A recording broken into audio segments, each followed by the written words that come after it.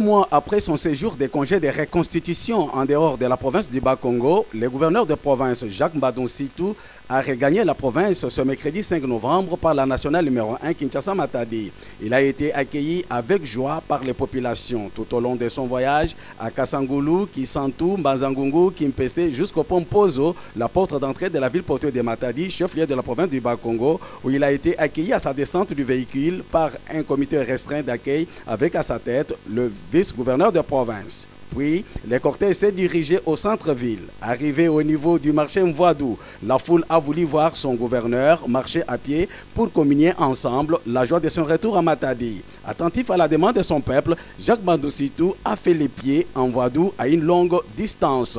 Honneur militaire au niveau du rond-point Simo Kimbangu, ex-Coca-Cola, avant de regagner sa résidence officielle destinée Palace Ville-Basse dans la commune de Matadi, où le mot de bienvenue a été prononcé par le vice-gouverneur Atou Matubwana en présence de plusieurs autorités de la province et les membres de la majorité présidentielle dont les PPRD sont partis politiques. Nous souhaitons donc la bienvenue à son excellence de gouverneur de province, avec qui nous étions en communication quasi permanente depuis l'Europe, et nous avons eu à lui présenter certains problèmes cruciaux de la province qui demandaient sa contribution. Bien qu'en repos, il ne cessait de ménager aucun effort par rapport à son temps pour nous donner des orientations, des conseils par rapport à ce que nous étions en train de faire pendant qu'il était absent de la province.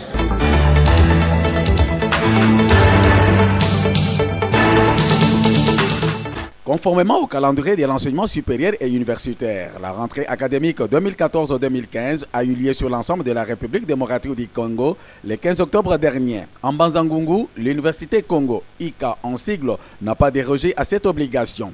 Témoin de l'événement, notre confrère Jean-Luc de la Dunité. Sous le haut patronage du vice-gouverneur Atou Matubwana, la première université communautaire de la République démocratique du Congo, l'Université Congo a ouvert officiellement l'année académique 2014-2015 dans le site de Mbanza Luvaka. Plusieurs invités ont rehaussé de leur présence à cette cérémonie. Le commissaire de district des Cataractes, le commissaire de district de la Lukaya, et le comité de gestion, le corps professoral, les étudiants mêlés dans la foule avec la délégation des étudiants de l'UNIKIN. Le recteur Jean-Sosa Vinda a réitéré sa ferme détermination de former les intellectuels dans la rigueur. La rationalisation de la gestion de l'Université Congo a permis de réaliser bien des progrès. Mais il reste encore beaucoup à faire. C'est pourquoi des efforts doivent être intensifier pour renforcer la stratégie adoptée afin d'espérer atteindre nos objectifs.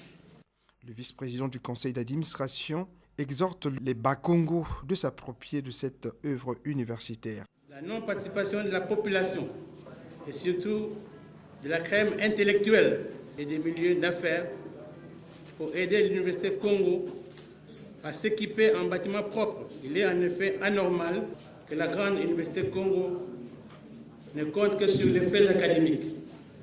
Quant au président du pouvoir organisateur, Bapé Satango, soucieux de la langue Kikongo, a fait une intervention en langue. Le vice-gouverneur du Bas-Congo, Atou Matubwana, donne la leçon inaugurale à l'occasion de cette cérémonie de l'ouverture de l'année académique 2014-2015. La pratique des leçons inaugurales à l'ouverture d'une année académique est une des grandes caractéristiques qui place des universités qui l'organisent dans le cercle de grandes institutions universitaires. Permettez-moi de vous entretenir pendant quelques minutes sur cette pratique.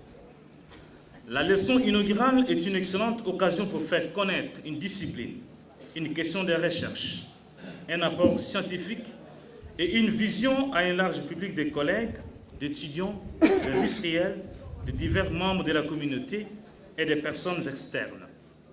C'est également en cette circonstance que l'on noue des contacts et l'on initie des collaborations. Dans cet exercice, il n'est pas question de chercher un niveau moyen qui serait accessible au grand nombre, mais de s'adresser tantôt aux uns.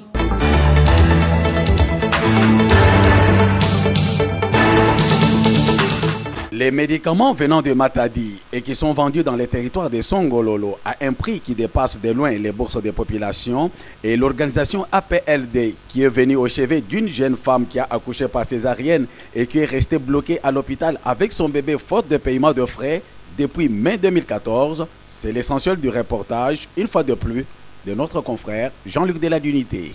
Les médicaments qui sont vendus à des prix très élevés dans les centres de santé, dans les recoins de la province du Bas-Congo, inquiètent les médecins. Au centre de santé Kitomesa, secteur de Bamboma, territoire de Songololo, les professionnels de la santé s'indignent des prix exorbitants des médicaments vendus par des structures officielles qui ne mesurent pas les difficultés de la population. Notre médecin directeur est menacé de suspension par un groupe de gens qui nous vendent des médicaments très chers pour nous ravir les 11 000 $.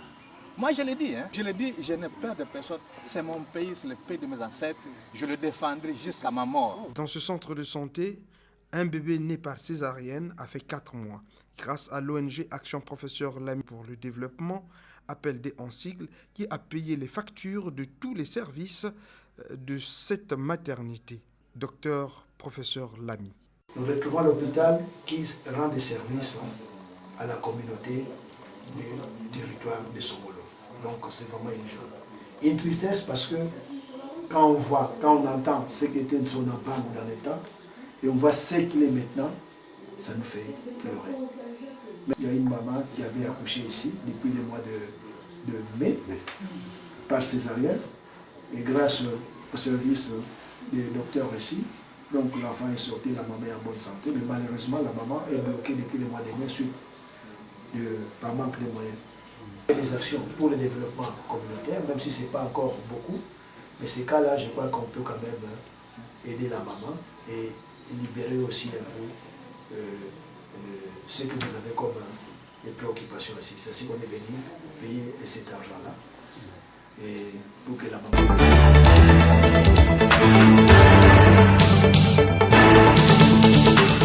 Que peut-on encore dire du civisme et de l'éducation à la nouvelle citoyenneté au sein des peuples matadiens? Les cas des sabotages des routes, des ponts et des caniveaux qui les bordent devient d'une monnaie courante. Nous sommes ici en Vadou, au quartier Salongo, dans la commune de Matadi, près de la chambre Fadbilaoumba, où ces ponts d'usage public est complètement bouché suite aux immondices qu'on y jette par les habitants environnants et les vendeurs et vendeuses du marché Vadou. Les conséquences sont néfastes car les eaux usées et les immondices polluent l'environnement et empêchent le passage des eaux sales et les débris solides, détruisant de plus en plus ces ponts. Et surtout, de l'autre côté, est érigé un parking de véhicules et une chambre froide. Un habitant de cette partie nous en dit plus. Nous avons déjà fait les rapports jusqu'à la maire de la ville, mais sans succès. Après la mort de Bilaoumba, le concepteur de ce pont n'a plus d'autre soutien. C'est pourquoi nous avons besoin de l'aide afin que ces usagers retrouvent encore la bonne marche de ces ponts. Ces immondices que vous voyez proviennent du marché. Ce sont les marchands qui vendent au marché. Vadou qui jette ces immondices dans ces caniveaux. Notons qu'à la lire où vont les choses, les eaux pluvieuses risquent de ronger le mur des bordures du dit pont. Cette place mérite bien une attention particulière de décideurs, surtout en cette période de pluie. Voilà qui est attendu par les usagers de ces ponts.